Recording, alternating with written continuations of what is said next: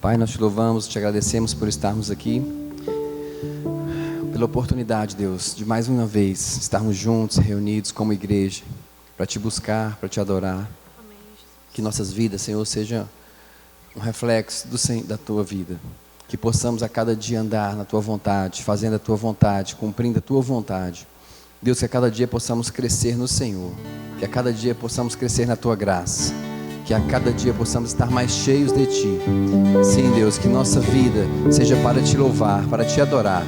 Sim, Senhor, que sejamos aqui nessa terra homens e mulheres que fazem a diferença em nossas casas, em nosso trabalho, e sejamos homens e mulheres que fazem a diferença na comunidade. Em nome do teu Filho Jesus, Pai, nós te agradecemos nessa noite, em nome de Jesus. Nada se compara à tua presença, nada se compara ao teu amor. Tudo que eu preciso está em ti, Jesus. Está em ti, está em ti. Nada se compara à tua presença, nada se compara ao teu amor. Tudo que eu preciso está em ti, Jesus. Está em ti, está em ti.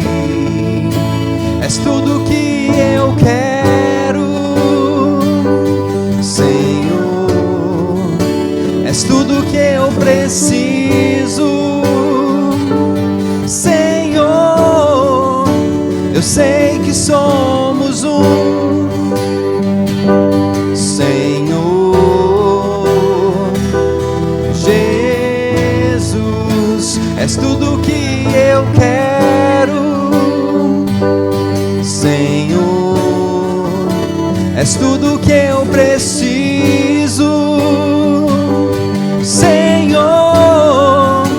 Eu sei que somos um, Senhor. Jesus.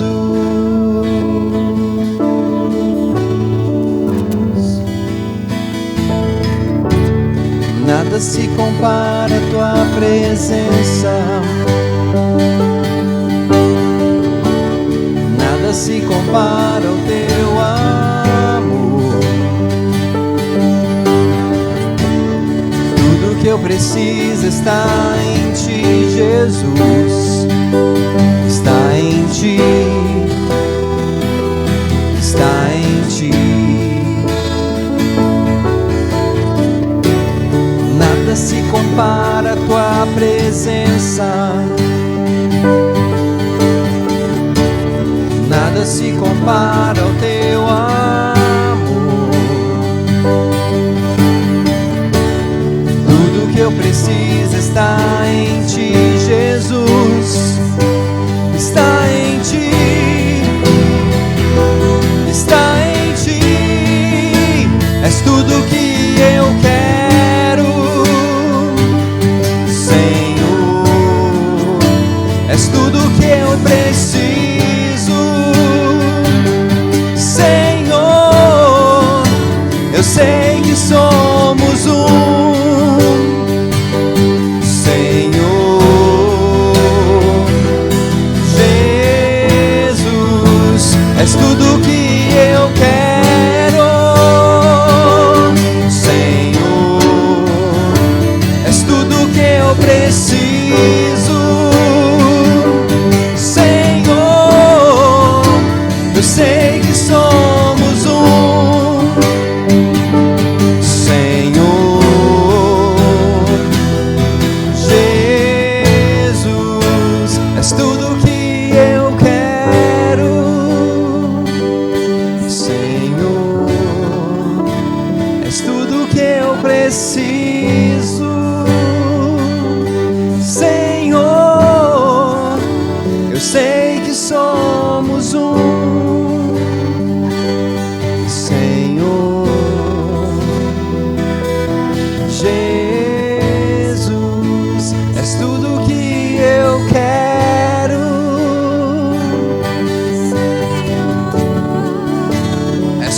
que eu preciso.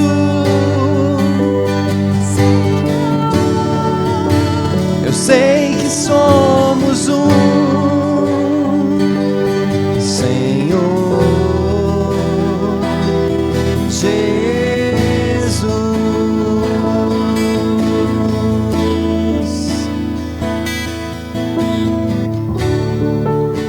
Amém, Jesus, nós te louvamos, adoramos a tua presença, Senhor. Nada pode se comparar a estarmos na tua presença. Tu és grande, Deus. Tu és o Deus Todo-Poderoso. És o Deus que tem nos guardado. És o Deus que tem nos livrado. És o Deus que tem cumprido suas promessas sobre nós. Porque o Senhor é fiel. Porque o Senhor é fiel. Amém, Deus.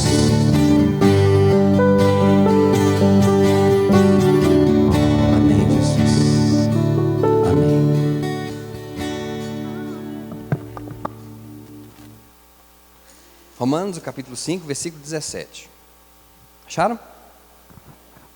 Só um versículo. Se pela ofensa de um e por meio de um só reinou a morte, muito mais os que recebem a abundância da graça e o dom da justiça reinarão em vida por meio de um só, a saber, Jesus Cristo. Irmãos, a importância da meditação na palavra é porque quando você medita nela, é diferente de você ler apenas. Você lê, você não se aprofunda no que o versículo está querendo dizer. Mas quando você medita na palavra, em um versículo apenas que você meditar, Deus pode te trazer muitas coisas, muitas revelações, né, muitas verdades. E essas verdades vão edificar a sua vida em Cristo, cada vez mais. E esse versículo aqui é um versículo que poucos de nós temos entendimento dele. Porque ele fala assim: se pela ofensa de um e por meio de um só reinou a morte. A ofensa de quem? De Adão. A morte entrou na vida do homem a partir do pecado de Adão. Quando Adão ofendeu Deus com o seu pecado. Então, a partir de Adão, quando Adão pecou, a morte começou a reinar na vida do homem. Deus falou para ele: Adão, se você comer daquela árvore, certamente você vai morrer. E assim ele comeu e a morte passou a reinar sobre todo homem.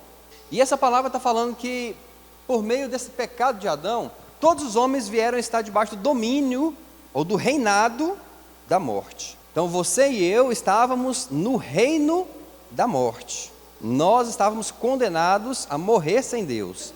E essa morte, quando fala aqui, é uma morte espiritual. Sermos condenados para o inferno por causa do pecado de um homem. Por causa do pecado de Adão, que deu lugar para o diabo, e o diabo entrou, e a morte também passou a reinar. Só que aqui fala assim que, se pela ofensa de um e por meio de um só reinou a morte, muito mais os que recebem a abundância da graça e o dom da justiça reinarão em vida por meio de um só, a saber, Jesus Cristo. Eu vou fazer uma pergunta aqui para vocês: quem é a pessoa que recebeu a abundância da graça e o dom da justiça? Nós. Você recebeu a abundante graça. E essa ordem é importante, porque quando fala que você e eu recebemos a abundante graça, graça a gente sabe que é o favor imerecido. Quando a gente recebe esse favor imerecido, junto com ele vem o dom da justiça. O que é o dom da justiça? Nós passamos a ser considerados justos por Deus. Deus agora nos considera justos. Porque a Bíblia fala assim que falava no Antigo Testamento, não há um justo, nenhum sequer. Mas quando Jesus veio, cumpriu a lei, e nós, quando cremos nele, recebemos a graça, e junto com a graça o dom da justiça. E hoje nós somos considerados justos. Não é pelas nossas obras de justiça, é pela obra de justiça de Cristo, pela graça. Não é porque você é bonzinho, não é porque você faz obras de caridade. Não é por isso que você é considerado justo. Você é considerado justo porque a graça abundante de Deus sobre a sua vida te tornou justo. Então você saiu da condição de pecador, da condição de uma pessoa que vivia no reinado da morte, para viver no reinado de Cristo. para viver no reino de Deus. Então você foi transportado do reino da morte para o reino de Cristo. E esse versículo ele continua falando ainda, que depois que você recebe a abundância da graça e o dom da justiça, você reina em vida. Olha que coisa interessante, como é que a gente reina em vida? Para o homem poder reinar em vida, ele tem que ser através de Jesus Cristo. Aqui está falando, olha só, vamos meditar bem nesse versículo. Os que recebem a abundância da graça e o dom da justiça reinarão em vida por meio de um só, a saber, Jesus Cristo. Então a gente reina por meio, ou através de Jesus. Reinar em vida, aqui, certo? Agora, como é que é esse reinado em vida? A Bíblia fala que nós somos, que Deus nos constituiu reino e sacerdotes. Então nós somos constituídos reinos. Outras traduções falam que Deus nos constituiu reis e sacerdotes. Mas a gente precisa entender como é que é você ser um rei aqui através de Jesus Cristo. Como é que você reina através de Jesus Cristo? Então quer dizer que você já é um rei? Sim. Pela abundância da graça e o dom da justiça, te tornou rei e sacerdote. Só que existe um rei acima de você, Jesus Cristo. É por meio dele que você reina. Fala assim, é por meio de Jesus que eu reino. E nós vamos falar um pouco sobre esse reinado da igreja na terra. Quando fala você reinar em vida, é completamente o oposto de você estar sob o reinado da morte. Quando você estava sob o reinado da morte, quem reinava? A morte. A morte reinava. Quando você estava no mundo, a morte reinava sobre a sua vida. Você era um súdito da morte. Agora, quando fala que você está reinando em vida, é completamente o oposto. Você saiu da condição da morte, passou para a condição da vida. E saiu da condição de súdito para a condição de rei. Então quer dizer, Deus pegou você, tirou de um lamaçal e te colocou num lugar de honra. Só que a gente precisa aprender a viver e o que é esse reinar em Cristo aqui na terra.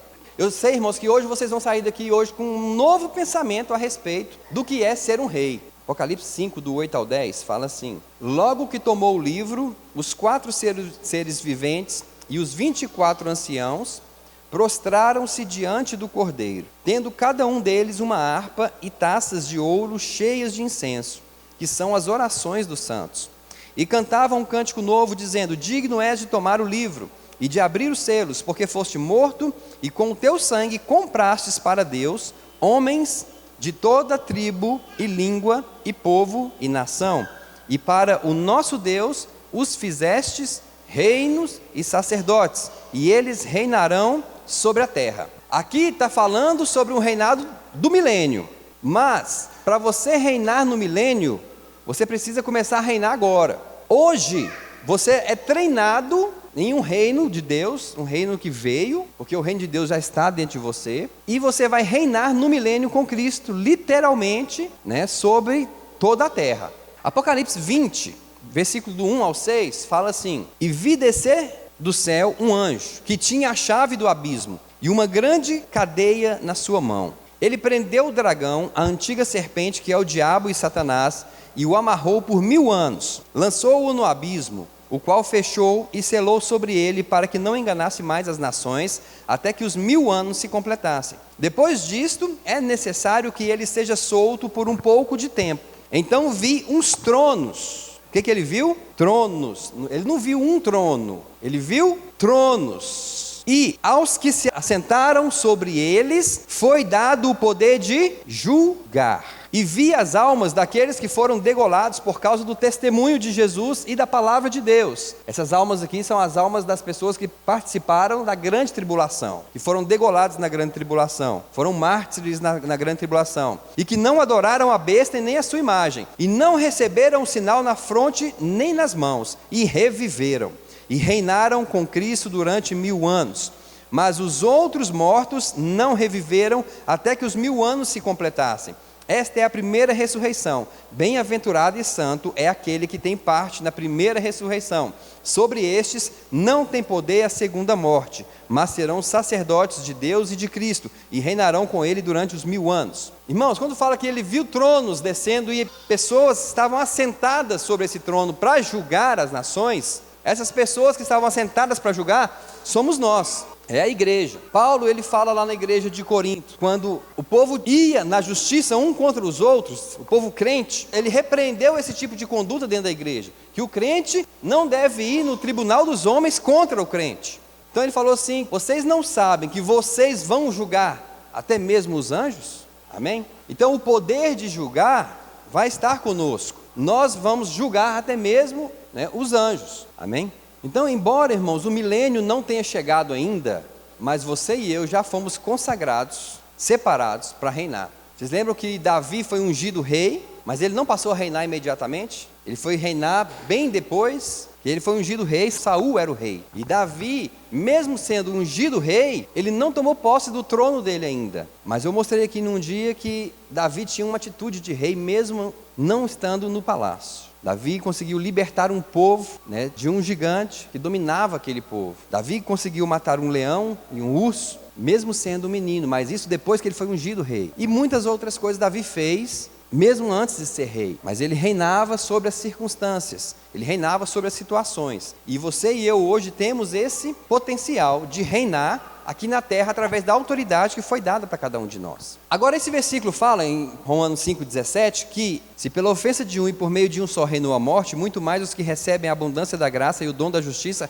reinarão em vida por meio de um só, a saber, Jesus Cristo. Então, nós reinamos por meio de um que é Jesus. Jesus, ele é o rei dos reis, ele é o nosso rei. E o nosso reinado aqui na terra, irmão, tem que ser de acordo com o reinado de Jesus. Você não é livre para fazer o que você quer dentro desse reino. Você tem que fazer aquilo que o rei dos reis faria. Você não pode ter atitudes ou fazer coisas deliberadamente. Porque agora você fala: não, agora eu estou reinando em vida, agora eu posso fazer o que eu quiser. Não, existe um rei acima de nós, e cada um de nós tem que prestar conta para esse rei, porque Jesus não está mais aqui entre nós, ele foi para a glória, mas ele agora nos deixou no lugar dele para continuarmos a obra dele. E nós vamos falar agora também como é que Jesus reinou aqui na terra, e esse reinado dele deve continuar através de nós, através da igreja, através de você. Só que você não pode fazer e nem ser o que Jesus não era e o que Jesus não fazia. Amém? Você e eu temos uma responsabilidade. Existem leis nesse reino, e essas leis têm que ser cumpridas por nós. Amém? Apocalipse 19, versículo 11 até o 16, diz assim: e vi o céu aberto, e eis um cavalo branco, e o que estava montado nele chama-se Fiel e Verdadeiro, e julga, e a peleja com justiça. Os seus olhos eram como chama de fogo, sobre a sua cabeça havia muitos diademas, e tinha um nome escrito que ninguém sabia, senão ele mesmo. Estava vestido de um manto salpicado de sangue, e o nome pelo qual se chama é o Verbo de Deus. Seguiam-no os exércitos que estão no céu, em cavalos brancos, e vestidos de linho fino, branco e puro. Da sua boca saía uma espada afiada, para ferir com ela as nações. Ele as regerá com vara de ferro, e ele mesmo é o que pisa o lagar do vinho, do furor, da ira do Deus Todo-Poderoso. No manto, sobre a sua coxa, tem escrito o nome Rei dos Reis e Senhor dos Senhores. Então aqui fala que um grande exército vestido de linho branco e puro vinha com ele, montados em cavalos brancos também. E esse grande exército somos nós, é a igreja. Amém? Você é privilegiado de saber o que Deus tem preparado. Só que hoje em dia, irmãos, a gente vê que a igreja, quando as pessoas elas não estão vivendo uma vida de rei. Estamos vivendo hoje como burgueses. Em um reinado existe o rei e existe os burgueses também. Os burgueses são aquelas pessoas que são ricas, que têm muito dinheiro, aquelas pessoas que estão preocupadas em ajuntar dinheiro para si, em ajuntar riquezas para si. E muitos nas igrejas hoje estão vivendo como burgueses. Eles estão preocupados somente em juntar para si. Só que o reinado de Deus, irmãos, ele não é um reinado de egoísmo. Abram lá em 2 Coríntios, capítulo 8, versículo 9. O reino de Deus, irmãos, é um reino de igualdade. 2 Coríntios, capítulo 8, versículo 9. Fala assim: pois conheceis a graça de nosso Senhor Jesus Cristo, que sendo rico se fez pobre por amor de vós, para que pela sua pobreza vos tornasseis ricos. Pronto. O que muitos de nós temos vivido é só esse versículo. A gente acha que Deus nos tornou rico, e a gente esquece de ler o resto do contexto. E ele continua, no versículo 10: e nisto dou minha opinião, pois a vós outros que desde o ano passado principiastes não só a prática, mas também o querer, convém isto: completai agora a obra começada. Completai agora a obra começada, para que assim como revelastes prontidão no querer, assim a leveis a termo, segundo as vossas posses. Porque se há boa vontade, será aceita conforme o que o homem tem, e não segundo o que ele não tem. Porque não é para que os outros tenham alívio e vós sobrecarga, mas para que haja igualdade, suprindo a vossa abundância no presente a falta daqueles, de modo que a abundância daqueles venha a suprir a vossa falta, e assim haja igualdade, como está escrito: o que muito colheu não teve demais, e o que pouco não teve falta. Ou seja, Deus nos tornou supridos, e muitas vezes nos dá em abundância, não é para ficarmos conosco mesmo, mas é para nós suprirmos a falta do nosso irmão. E o nosso irmão, que tem muito, também deve suprir a nossa falta, com o que ele recebeu de Deus. Então Deus, ele torna a igreja rica, para que um possa colaborar ou cooperar com o outro, para que um possa ajudar o outro, para que ninguém tenha falta, para que aquele que colhe muito, ajude aquele que não colheu. A vida, irmãos, o reino de Deus, ele é feito com igualdade. E hoje em dia a gente tem visto que as pessoas nas igrejas, elas não têm se importado com a vida do seu irmão, não têm se importado com a vida do seu próximo, só têm se importado consigo próprio. Vem para a igreja, é abençoado e não abençoa as pessoas. Ele não consegue dar aquilo que ele recebeu de Deus. Então o crente burguês é aquele que Deus é que é o servo dele, Deus tem que servir a ele, e não ele servir a Deus. Irmãos, um rei, ele surgiu, sabe para quê? Para defender o povo. O rei, ele surgiu na história para defender o povo dos ricos, para estabelecer um reino, para que os pobres não fossem abusados pelos ricos, para que os pobres não sofressem nas mãos dos ricos. Foi para isso que surgiu a figura de um rei.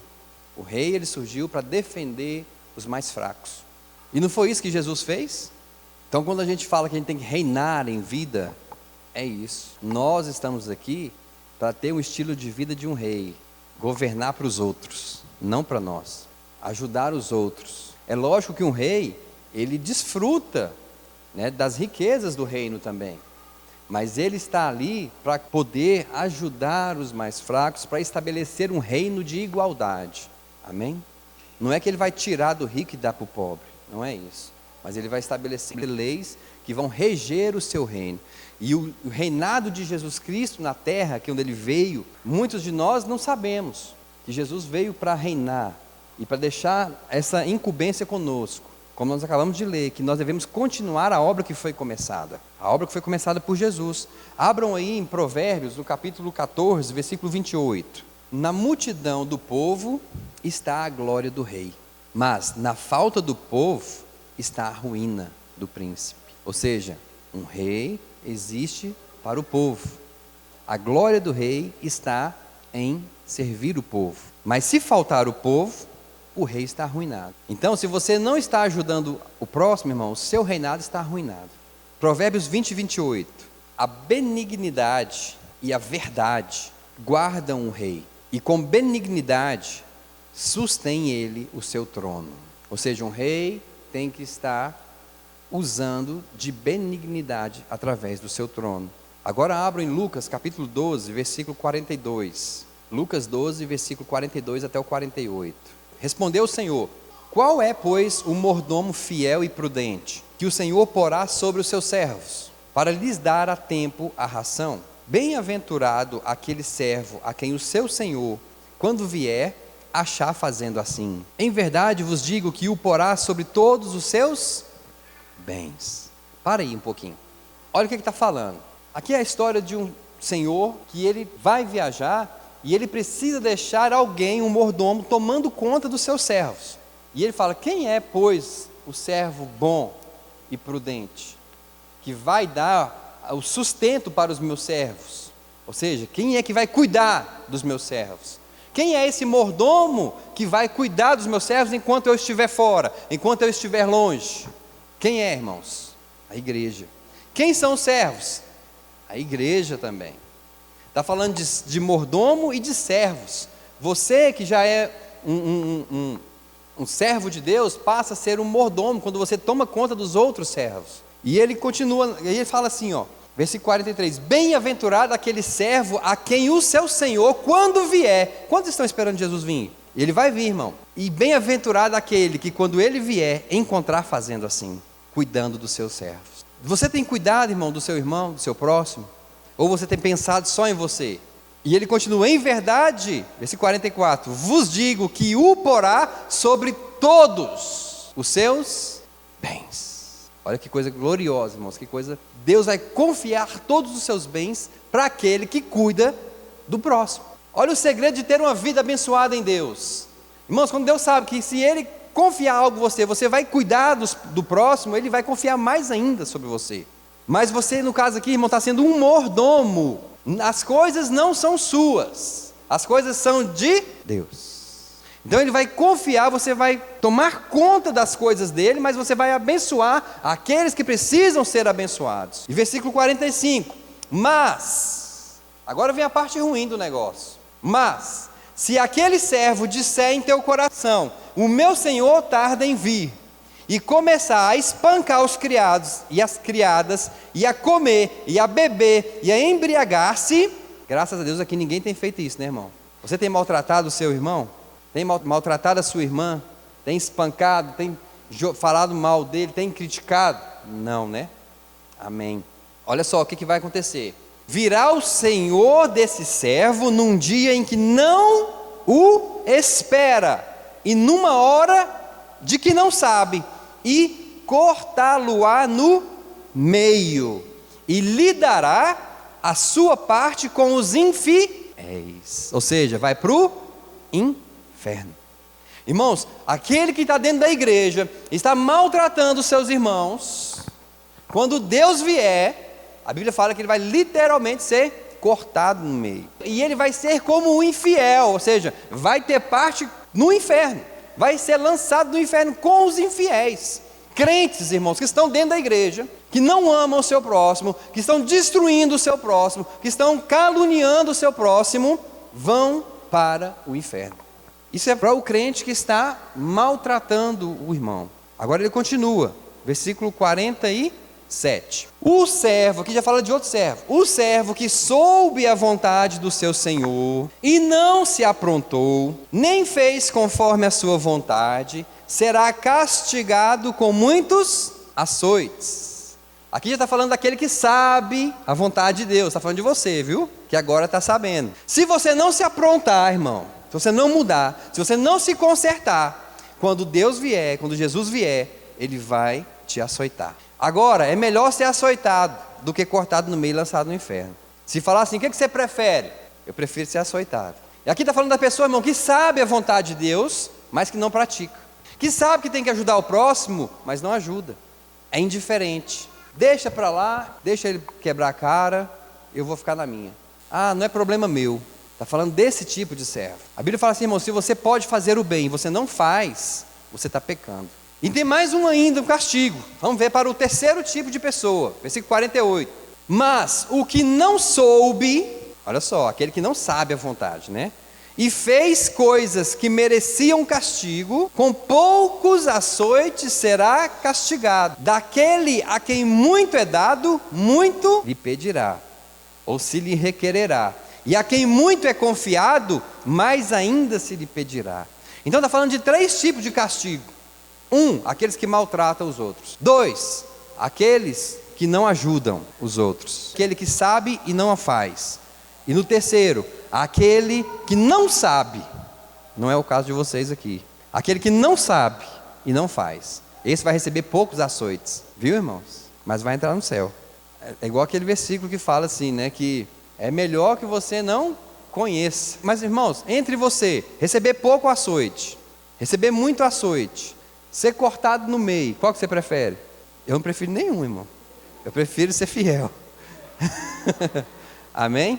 Só que Para ser fiel, que é o primeiro caso que nós lemos aqui, ó, o que acontece? Nós temos que conhecer a vontade, que é o que vocês estão fazendo, e praticar. Aí você vai ser encontrado fiel. É aquele que o Senhor vai falar assim: servo bom e fiel. Pouco foste fiel, sobre o muito te colocarei. Entra no gozo do seu Senhor.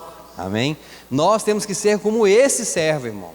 Mas infelizmente nem todo mundo vai ser, né, pastor? Infelizmente alguns vão ter que levar umas chicotadas. Por isso, irmãos, é que é importante você estar aprendendo a palavra de Deus. 1 João, capítulo 4, versículos 7 e 8, e versículos 16 e 17 também. Amados, amemo-nos uns aos outros, porque o amor é de Deus, e todo o que ama é nascido de Deus e conhece a Deus. Aquele que não ama, não conhece a Deus. Por isso que ele vai ser cortado no meio e lançado no inferno, porque na verdade ele está na igreja, mas ele não conhece Deus. Versículo 16: e nós conhecemos e cremos no amor que Deus nos tem, ponto. Deus é amor, e quem permanece em amor, permanece em Deus, e Deus nele. Nisto é aperfeiçoado em nós o amor, para que no dia do juízo tenhamos confiança, porque qual ele é, ou como ele é, somos também nós neste mundo. Fala assim: como Deus é, eu tenho que ser aqui nesse mundo. E o que Deus é? Amor. Você, irmão, tem que ser amor nesse mundo. Só que esses versículos que nós lemos, está falando de juízo também. Vocês perceberam? Olha aqui no versículo 16: e nisto é aperfeiçoado em nós o amor, para que no dia do juízo tenhamos confiança. No dia do juízo você vai ter confiança, irmão, se você andar em amor aqui na terra. Ou seja, o que vai acontecer com você no dia do juízo depende da sua atitude aqui na terra. Se você está andando em amor ou não, ou se você está sendo um crente egoísta. Se você andar em amor, ajudando ao seu próximo aqui, no dia do juízo, você terá confiança. Fala assim: eu vou ter confiança. Andar em amor, irmãos. Ser como Deus é nesse mundo. Aleluias. 1 Pedro 4, do 10 a 11. Essa eu vou esperar todo mundo abrir. 1 Pedro 4, do 10 a 11. Servindo a si mesmo... Não? Então minha Bíblia está errada. Então, 1 Pedro 4, do 10 a 11. Não é servindo a si mesmo, não? Como é que está aí? Servindo uns aos outros. Servindo uns aos outros, ou administrando para os outros, dando para os outros. Irmãos, você é um despenseiro aí, está falando. O que é um despenseiro? Aquele que toma conta da despensa. Você sabe o que é uma despensa, né? É aquilo que você tem na sua casa, os mantimentos, comida. Então você é um despenseiro de Deus. A despensa não é sua, a despensa é de Deus. E Ele fala para você ajudar o próximo, para você servir o próximo, conforme a graça que Ele te deu, conforme o dom que Ele te deu. Olha só, servindo uns aos outros conforme o dom que cada um recebeu. Irmão, cada um de nós recebemos um dom de Deus, cada um de nós recebemos uma graça de Deus, e isso que nós recebemos de Deus não é para nós, é para o nosso próximo. Eu estou aqui hoje ministrando, irmãos, porque Deus me deu um dom, mas eu não tenho que usar o dom para mim, eu tenho que usar para vocês. Hoje eu estava ouvindo falar de uma profeta que a pessoa foi pedir uma oração para ela, e ela falou assim: não estou orando mais não, parei. Uai, é dela, o dom é dela. Cada um de nós, irmãos, recebemos uma graça. Hoje a Juliana estava lá em casa e ela falando da mãe dela, da Marluce, que a Marluce ela levanta de madrugada todo dia para orar, para interceder. É um dom que ela recebeu de intercessão. E a Juliana falou: ela ora por tanta gente que eu nem conheço, eu nem sei o nome, eu pego no sono e minha mãe está lá orando ainda. Ela está usando o dom que Deus deu para ela para o próximo. Então, irmão, aquilo que Deus te deu, aquilo que Deus te confiou, segundo a multiforme graça dele. Quando fala multiforme é porque tem muitas coisas. Cada um, Jacinto recebeu um dom, Wegner recebeu um dom, Leila recebeu um dom, Keila recebeu um dom, Mise, Edna, irmã Sirene, todo mundo tem algo de Deus para dar para alguém. E existem vários dons que Deus pode te dar. Existe o dom de contribuição. Você acredita nisso? Dom de contribuir, o dom de consolar, o dom de exortar. Existem muitos dons que Deus deu para a igreja, e esse dom, irmãos, é para você dar para o seu próximo. Continuando aqui em 1 Pedro capítulo 4, versículo 10, ele fala assim, versículo 11 agora: se alguém fala Fale como entregando oráculos de Deus. Se alguém serve, sirva segundo a força que Deus concede, para que em tudo Deus seja glorificado por meio de Jesus Cristo, a quem pertencem a glória e o domínio para todo sempre. Amém. Ele está falando de pessoas que têm dons de falar e pessoas que têm dons de servir, de ministrar. Aleluias. Então, por exemplo, o mestre, o dom dele é de falar, mas isso não quer dizer que também ele não tem outros dons. Irmãos, José no Egito é um grande exemplo disso. A Bíblia fala que ele foi preso, ele revelou um sonho para Faraó, e depois que ele revelou esse sonho para Faraó, ele foi colocado como governador do Egito. Deixa eu falar para você, você está aqui, irmão, no mundo, como governador desse mundo. Deus te colocou aqui como governador desse mundo. Rei, que tem outro rei acima, é um governador. José, irmãos, você vê que ele tomava conta dos celeiros de Faraó. Havia uma grande fome no Egito, e todos vinham para ele poder comprar alimento dele, mas Deus deu a ideia para ele conseguiu fazer o que Deus colocou no coração dele, guardou o alimento, e com aquele alimento guardado ele vendia para o povo. E o povo ia até José e comprava o alimento de José. Agora eu vou perguntar uma coisa para vocês: o celeiro que José estava tomando conta era de quem? De José? Era do rei. E quem é que engrandecia? Quem é que ficava mais rico? Era José? Era o rei. A glória, irmãos, vai para Deus, não é nossa. Quando você passa a ser um dispenseiro de Deus, a glória é do Senhor.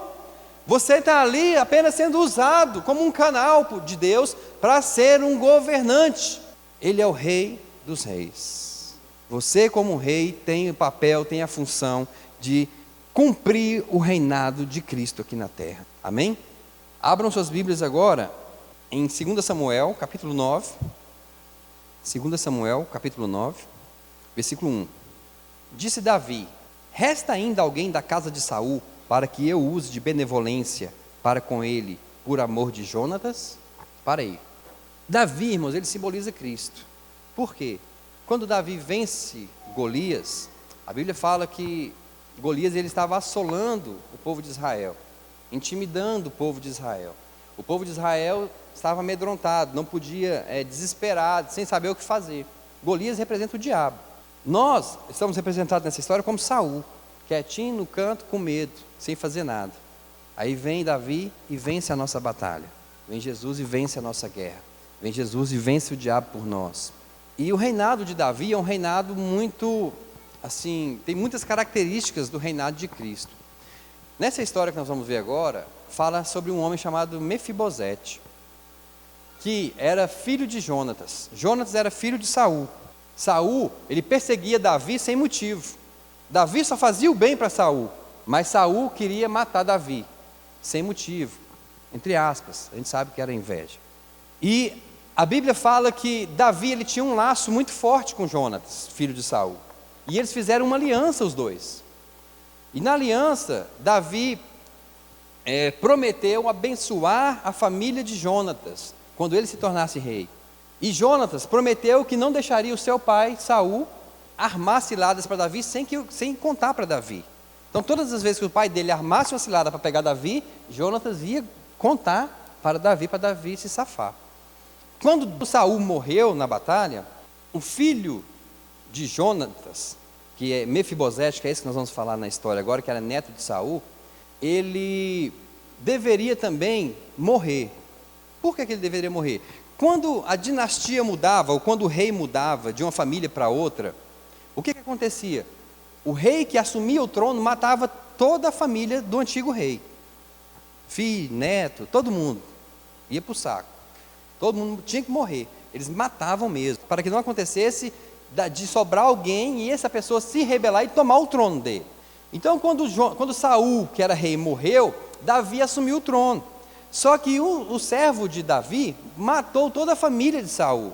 E esse filho de Jonatas conseguiu fugir. Ele era criança ainda. E a babá dele pegou ele no colo e saiu correndo com ele e caiu. No que ela caiu, ele quebrou os 2 pés e ficou aleijado dos pés. Só que ela levou ele para uma terra chamada Lodebar. Lodebar era a pior cidade no reinado de Israel. Era uma cidade árida, uma cidade sem vida, uma cidade onde não tinha vegetação, só tinha areia, não tinha mais nada. Era o pior lugar que podia existir no reino. E essa mulher levou ele para lá, fugiu com essa criança para lá, esse Mefibosete. E toda a família dele foi morta. E Davi começou a reinar.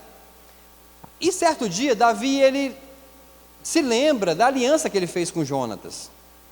E aí começa a história, olha só, versículo 1. Disse Davi: resta ainda alguém da casa de Saul, para que eu use de benevolência para com ele, por amor de Jonatas? Veja bem, é por amor de Jonatas, não era por amor de Saul. Davi tinha, versículo 2, e havia um servo da casa de Saul, cujo nome era Ziba, e o chamaram à presença de Davi. Perguntou-lhe o rei: tu és Ziba? Respondeu ele: teu servo. Prosseguiu o rei: não há ainda ninguém da casa de Saul, para que eu possa usar com ele de benevolência, da benevolência de Deus? Então disse Ziba ao rei: ainda há um filho de Jonatas, aleijado dos pés. Versículo 4. Perguntou-lhe o rei: onde está? Respondeu Ziba ao rei: está em casa de Maqui, filho de Amiel, em Lodebar. Versículo 5. Então mandou o rei Davi, e o tomou da casa de Maqui, filho de Amiel, em Lodebar. E Mefibosete, filho de Jonatas, filho de Saul, veio a Davi, e prostrando-se com o rosto em terra, lhe fez referência, e disse Davi: Mefibosete? Respondeu ele: eis aqui teu servo. Irmãos, olha só, ele estava foragido, ele estava em outra cidade, ele sabia que ele não poderia voltar. Se ele voltasse, ele poderia ser morto. Então, quando Davi quer abençoar um descendente de Jonatas e sabe que esse Mefibosete ainda vivia, Davi manda chamar ele da terra onde ele estava. Mefibosete representa você e eu. Nós estávamos, irmãos, no pior lugar que podia existir nessa terra, que era no reino das trevas, um lugar sem vida.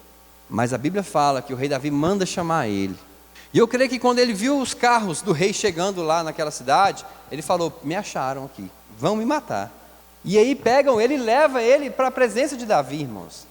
Ele fala: vão me matar com requinte de crueldade, vão me colocar numa praça pública e vão fazer o que quiserem de mim. Mas não foi isso que aconteceu. Davi traz ele à sua presença, ele vai para o reinado, e olha no versículo 7. Então lhe disse Davi: não temas. O que Davi disse?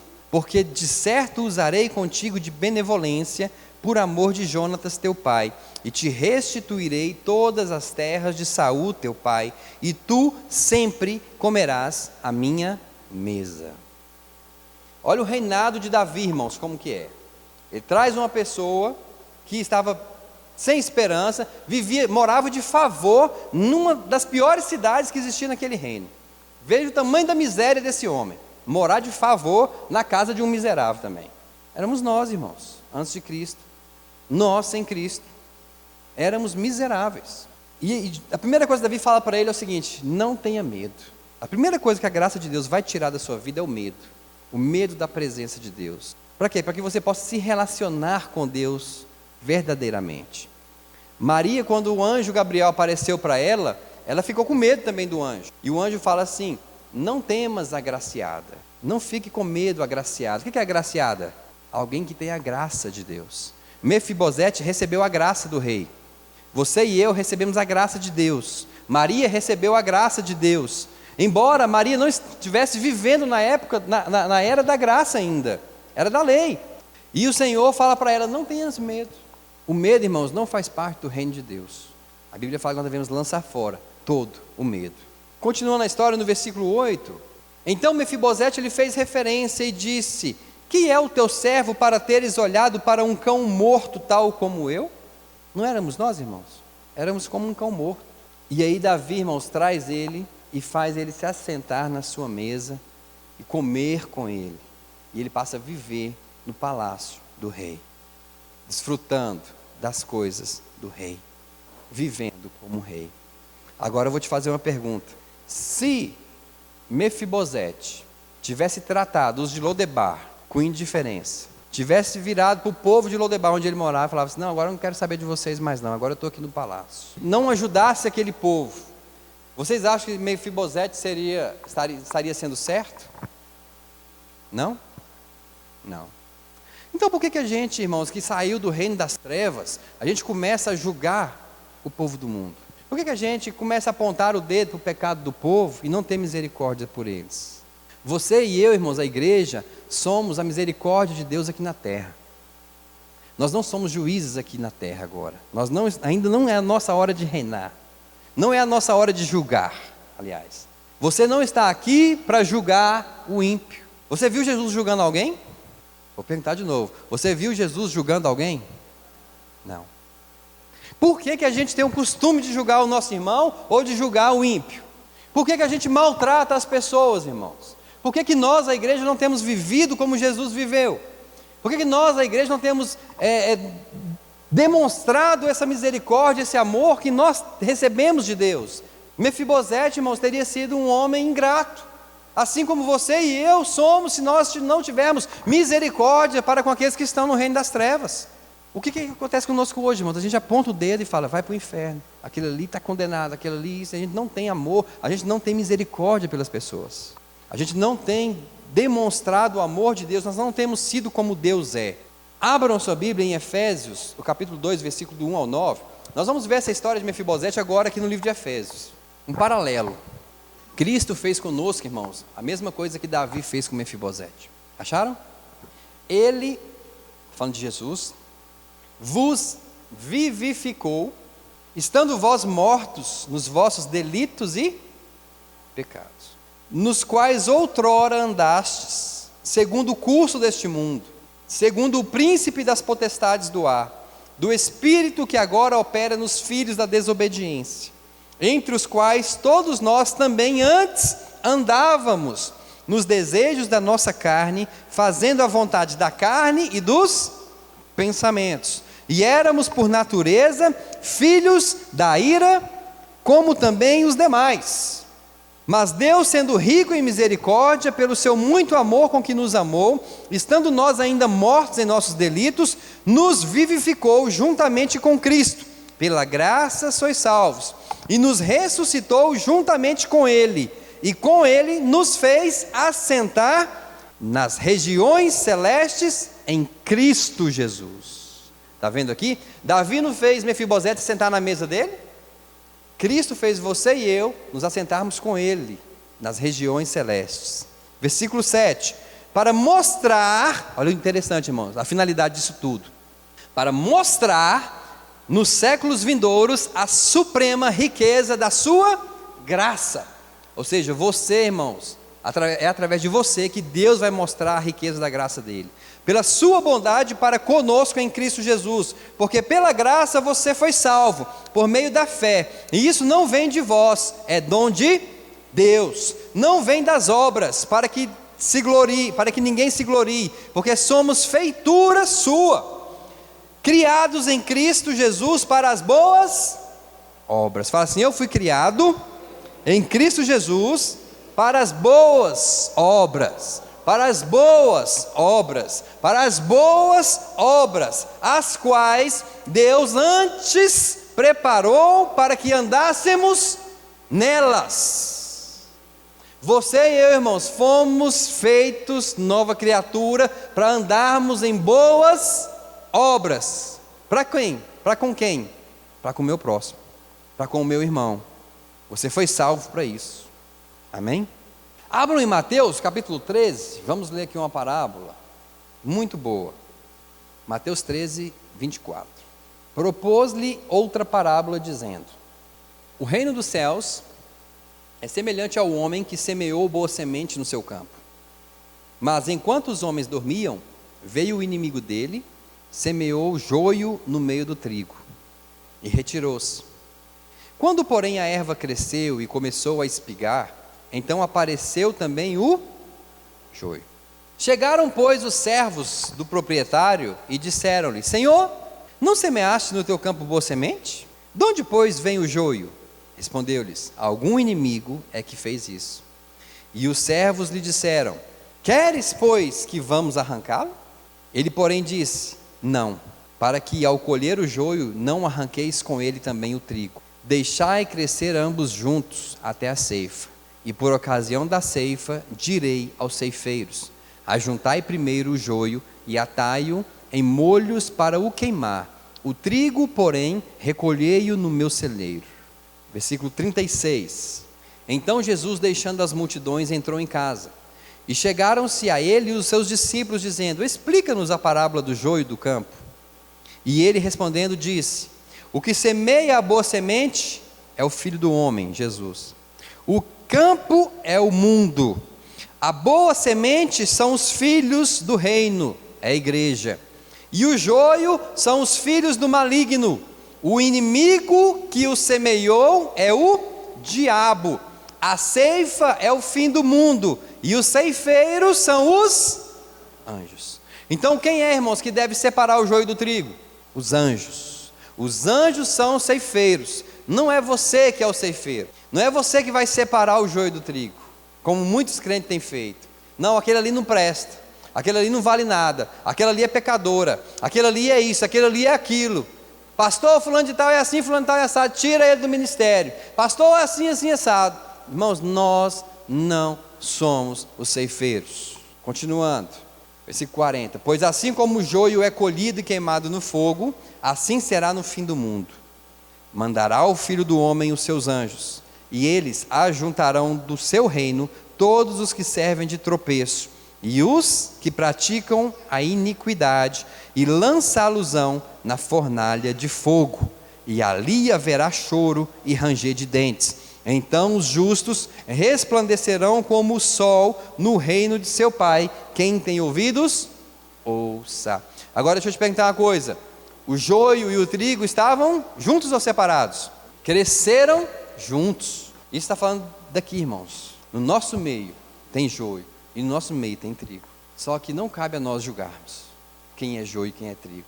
Você viu o que os servos falaram? O senhor quer que nós arranquemos o joio? O que ele fala? Não, não é função nossa, irmãos, arrancar o joio. Essa função será dos anjos. Amém? Irmãos, quando a gente vê falar sobre Jesus, a gente vê que, que Jesus ele reinou aqui nessa terra da maneira mais amorosa possível. E a gente vê também que os fariseus e os escribas, eles eram hipócritas. Fariseus e escribas, irmãos, são pessoas que conhecem a palavra, mas que não praticam. Fariseu e escriba, eles conhecem a palavra, mas não praticam. E é impossível você ver a história de Jesus e não ver a dos fariseus. Os fariseus trouxeram uma mulher em adultério para a presença de Jesus. E eles falaram para Jesus: olha, essa aqui foi pega em adultério. E na lei de Moisés manda que ela tem que ser apedrejada, morta. E Jesus vira para eles e fala: quem não tem pecado, que atire a primeira pedra. Sabe quem que não tinha pecado ali? Quem tinha direito de tacar a pedra nela? Jesus tinha direito? Na lei de Moisés ele tinha. E ele tacou? Por que a gente taca? Se você ver a história de Jesus e Zaqueu, irmão, Zaqueu ele era um ladrão. E Jesus vira para ele e fala: Zaqueu, desce depressa, porque hoje me convém pousar em sua casa.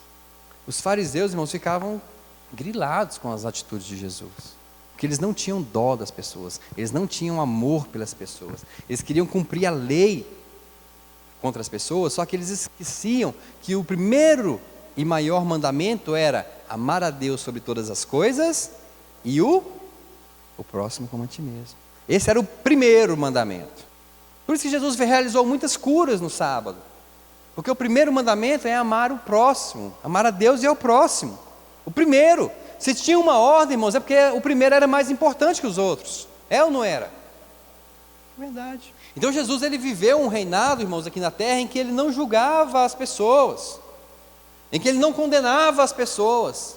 Ele vivia realmente um reino de amor. Jesus demonstrou amor para com todos aqueles que precisavam de amor.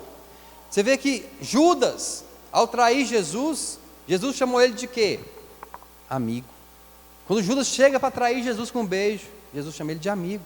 Jesus foi jantar, irmão, na casa de um fariseu, e uma mulher pecadora chamada Maria entrou com um vaso de perfume caríssimo e quebrou aquele vaso de perfume e ungiu Jesus. E os fariseus pensaram: se ele fosse profeta, saberia quem é essa mulher. Olha como é que os fariseus agiam, irmãos. Eles apontavam o pecado das pessoas, Mas Jesus, irmãos, conhecia o coração de todos ali. E Jesus falou assim: aonde for pregado o evangelho do reino, essa mulher será lembrada. Judas, né? Mas que desperdício. Poderia vender e dar aos pobres. Avarento. Você vê a história do endemoniado gadareno, que Jesus chega nele, havia uma legião de demônios na vida dele. Um homem que ninguém queria estar perto. Mas Jesus chega lá, liberta aquele homem, envia os demônios para a manada de porcos. Os porcos se precipitam. E o que o povo faz com Jesus? Expulsa Jesus dali. Matou os nossos porcos. O povo estava mais interessado nos porcos do que nas pessoas. Não é assim hoje, irmãos? O porco dava dinheiro para eles. Nós, irmãos, a igreja tem estado muito interessado naquilo que dá dinheiro e pouco interessado nas pessoas. Mas aquele endemoniado virou um grande evangelista e pregou em 10 cidades. Amém? Abram aí para a gente terminar em Mateus 18, versículo 21 até o 35. Então Pedro, aproximando-se dele, lhe perguntou: Senhor, até quantas vezes pecará meu irmão contra mim e eu hei de perdoar? Até 7? Respondeu-lhe Jesus: não te digo que até 7, mas até 70 vezes 7. Por isso o reino dos céus é comparado a um rei que quis tomar conta a seus servos, e tendo começado a tomá-las, foi-lhe apresentado um que lhe devia 10.000 talentos. Irmão, você sabe vamos trazer para hoje o que significa 10.000 talentos. Um talento é o salário de 20 anos de trabalho. Um talento. Aquele servo devia 10.000, ou seja, era uma dívida impagável, impossível de pagar. Esse homem aqui é representado por muitos da igreja, que Jesus perdoou a dívida que era impagável. Nós estávamos condenados ao inferno, mas Jesus perdoou os nossos pecados. E ele continua, no versículo 24: e tendo começado a tomá-las, foi-lhe apresentado um que lhe devia 10.000 talentos. Mas não tendo ele com que pagar, ordenou seu senhor que fossem vendidos ele, sua mulher, seus filhos e tudo que tinha, e que se pagasse a dívida. Então aquele servo, prostrando-se, o reverenciava, dizendo: Senhor, tem paciência comigo, que tudo te pagarei. O senhor daquele servo, pois, movido de compaixão, soltou-o e perdoou-lhe a dívida. Não foi assim que Jesus fez conosco, irmão? Foi. Versículo 28. Saindo, porém, aquele servo, encontrou um dos seus conservos, que lhe devia 100 denários, ou seja, o salário de 100 dias. Vamos supor hoje 4.000 reais. 100 denários. E segurando-o, o sufocava, dizendo: paga o que me deves. Então seu companheiro, caindo-lhe aos pés, rogava-lhe, dizendo: tem paciência comigo que te pagarei. Ele, porém, não quis, antes foi encerrá-lo na prisão, até que pagasse a dívida.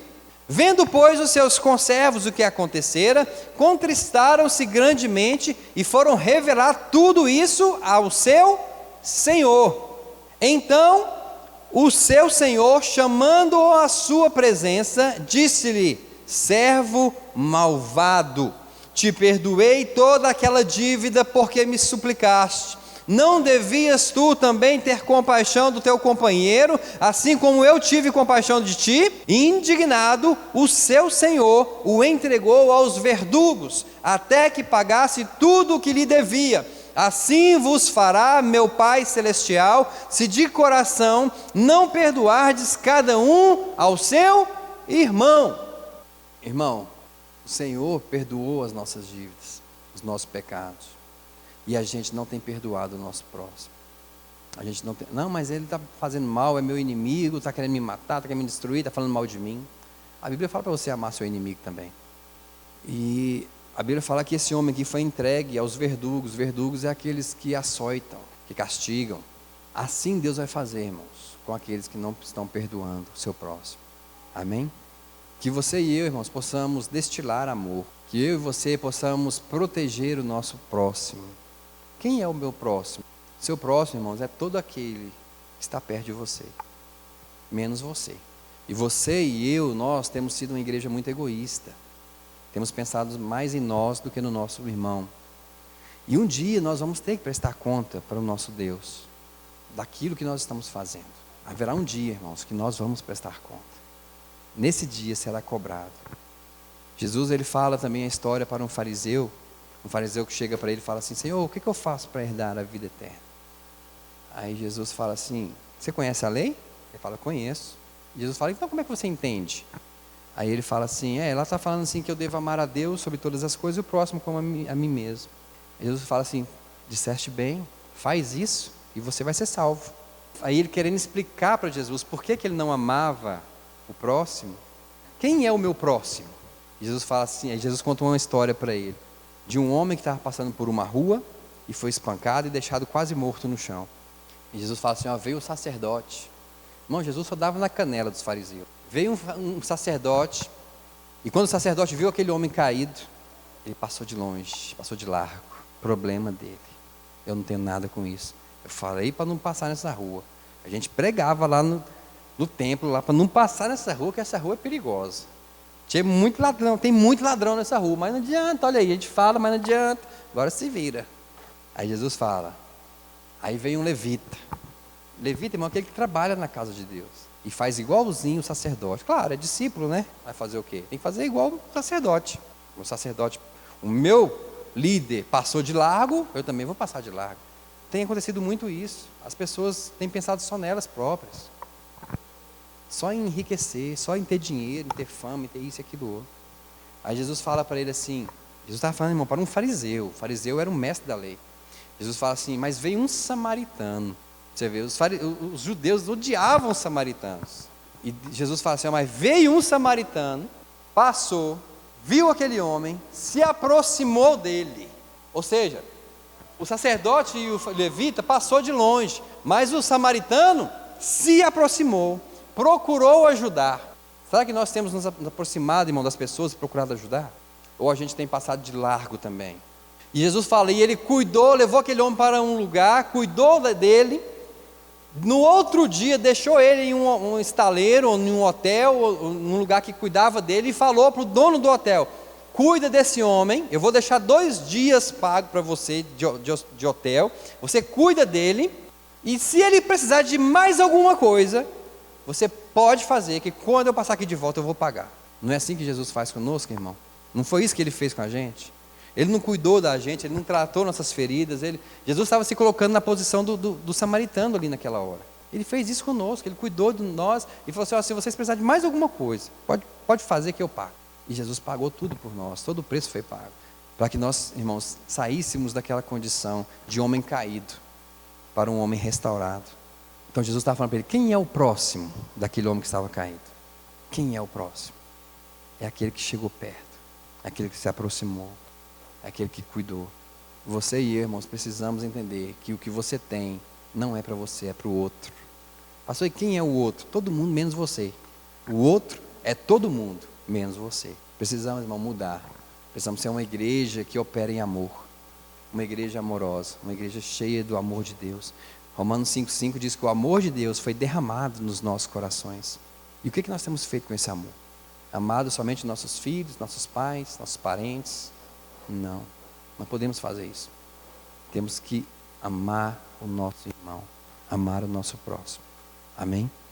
Assim, irmão, como você faz para você, você tem que fazer para o próximo. O pastor Gilmar sempre dá esse exemplo aqui na igreja. Se você come arroz cristal, dê arroz cristal. Dê o seu melhor para o seu próximo. Dê aquilo que você usa para o seu próximo. Dê aquilo que você gosta para o seu próximo. Ajude, irmãos. Amém? Vamos ficar em pé. Pai, nós te louvamos, te adoramos, bendizemos o teu nome. Deus, que nós possamos aprender a reinar em vida. Reinar como o teu filho Jesus reinou. Cuidando do nosso próximo, cuidando do povo, cuidando dos nossos conservos, cuidando dos nossos irmãos. Que não possamos, ó Pai, ser orgulhosos, egoístas. Porque nós cremos, ó Deus, que tudo que o Senhor nos deu não é nosso, nós somos dispenseiros. Pai, tudo que o Senhor nos concedeu não é nosso, é do nosso próximo. É para abençoar a vida do nosso próximo. Nos ensina, através do teu Espírito Santo, a sermos guiados à verdade, a sermos guiados a fazermos a obra que o Senhor quer que nós façamos, a dar continuidade na obra que Jesus veio fazer.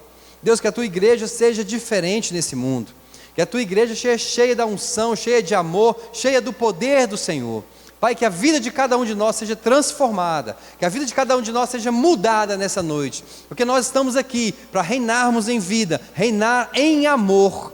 O nosso reino é um reino de amor, o nosso reino é um reino de amor, e nós vamos, ó Pai, destilar esse amor ao nosso próximo.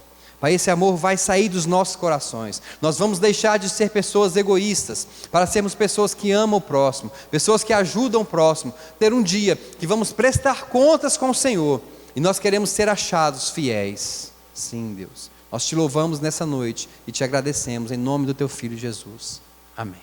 Deus abençoe cada um.